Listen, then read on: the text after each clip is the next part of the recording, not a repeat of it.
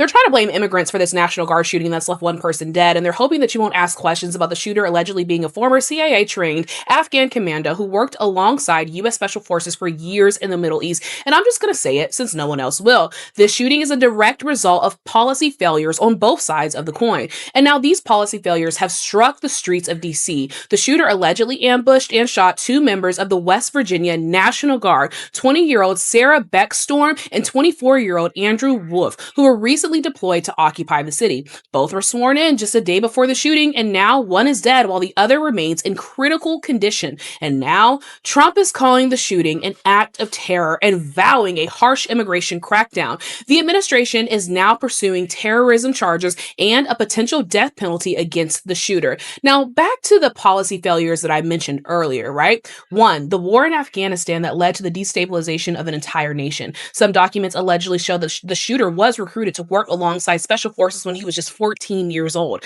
The second being the National Guardsman being sent to occupy the city in the first place. At the time of this video, it is unclear what the motive is, but what is clear is that perhaps if these policy failures didn't take place, we may not even be talking about this. And now, as the guy in the White House attacks immigrants and refugees, they're hoping you'll be too busy pointing your fingers at your immigrant neighbors to question the decisions that led us here in the first place.